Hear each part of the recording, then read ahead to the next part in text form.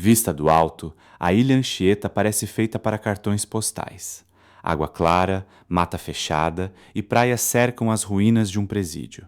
Em 21 de junho de 1952, cerca de 300 detentos tomaram esse complexo e iniciaram uma das rebeliões mais sangrentas da história brasileira. A paisagem ajuda a entender o paradoxo. A ilha fica diante do litoral de Ubatuba, cercada por praias e mata atlântica. Para visitantes atuais, o trajeto de barco parece curto e tranquilo. Para os presos, porém, o mar era parte do sistema de contenção. A distância até o continente, as correntes e a vigilância transformavam a beleza natural em uma barreira calculada. A ilha fica diante de Ubatuba, no litoral norte de São Paulo. O canal até o continente tem aproximadamente 5,5 km.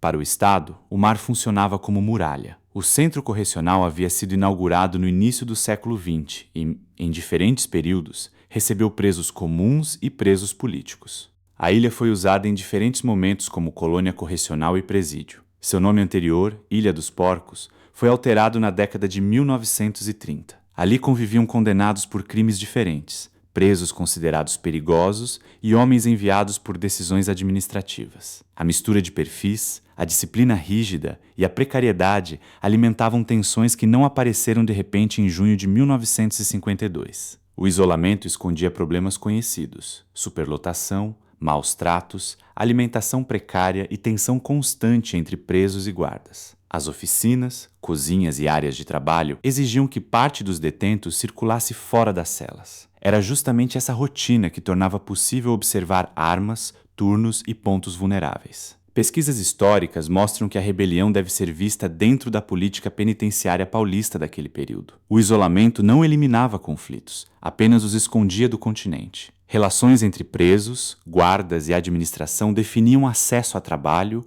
alimento e circulação. Quando a autoridade dependia de poucos agentes para controlar centenas de homens, qualquer ruptura interna podia mudar o equilíbrio em minutos. Na manhã da rebelião, um grupo atacou a guarda. Armas foram tomadas, instalações incendiadas e o comando do presídio perdeu rapidamente o controle. Mulheres e crianças que viviam no complexo ficaram cercadas. O oceano, pensado para impedir fugas, também retardava a chegada de reforços. O plano aproveitou a rotina e a geografia do lugar. Os amotinados precisavam dominar armas, comunicações e embarcações antes que o continente reagisse. Tomar os prédios era apenas a primeira etapa. A verdadeira dificuldade seria cruzar o canal, desembarcar sem ser cercado e desaparecer em uma região de mata, estradas limitadas e comunidades que rapidamente receberiam o alerta. Um dos episódios centrais envolve o soldado Simão Rosa da Cunha. Ele entrou no mar e atravessou o canal para pedir ajuda. A distância era longa, a água fria e a costa vigiada por fugitivos.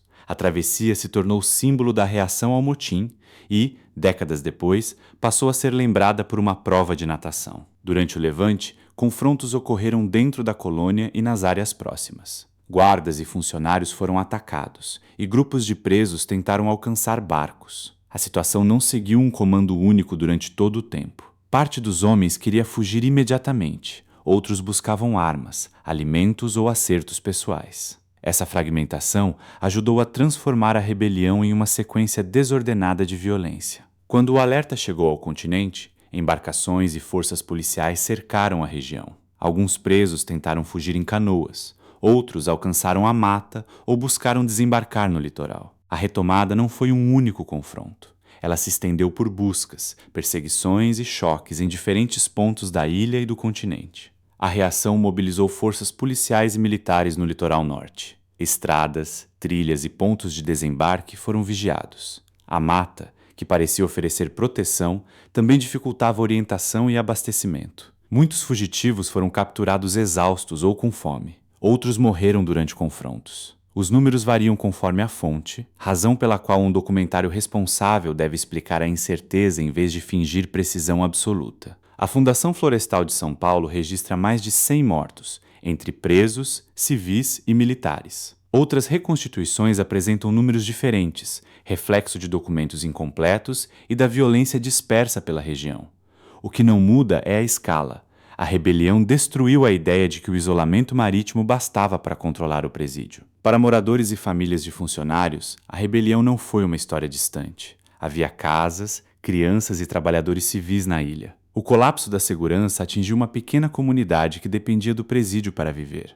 Depoimentos preservados ao longo das décadas mostram medo, fuga improvisada e a dificuldade de saber quem ainda estava vivo enquanto as comunicações permaneciam interrompidas. As imagens atuais ajudam a compreender a geografia. O pátio central é aberto e cercado por alas. A praia fica a poucos metros. Da torre ou do drone, o continente parece perto. Para alguém nadando sob perseguição, era uma barreira enorme. As ruínas não devem aparecer apenas como cenário bonito, mas como mapa do que aconteceu. O governo paulista concluiu que a colônia já não poderia continuar como antes.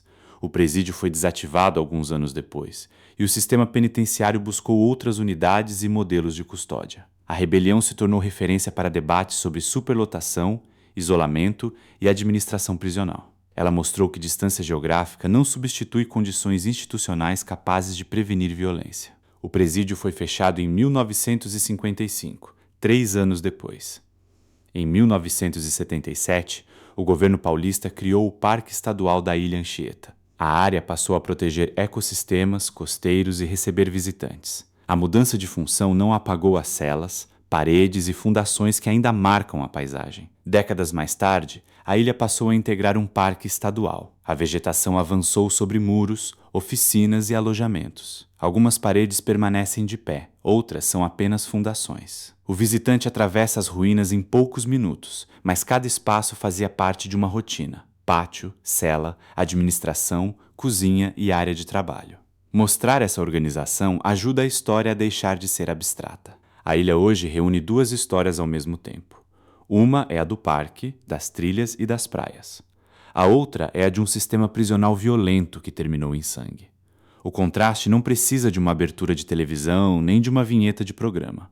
Basta acompanhar o litoral, entrar nas ruínas e lembrar que o paraíso foi, durante décadas, uma prisão. Hoje, o contraste entre praia e presídio é justamente o que torna a memória tão forte. Não é necessário repetir imagens de violência para explicar o episódio. O mar, as ruínas e a distância do continente já revelam o problema central. Um lugar criado para impedir fugas acabou produzindo uma das maiores fugas em massa da história prisional brasileira. Hoje, caminhar entre as ruínas de Anchieta exige lembrar que cada parede pertenceu a uma estrutura feita para isolar pessoas. A paisagem pode ser bonita, mas o valor histórico da ilha está justamente no contraste. Mata, mar e memória convivem no mesmo espaço. Preservar esse conjunto significa evitar que a violência do passado seja reduzida a cenário turístico ou lenda sem contexto. Por isso, a visita só ganha sentido completo quando a paisagem é acompanhada de informação histórica, respeito às vítimas e cuidado com as estruturas que ainda permanecem de pé.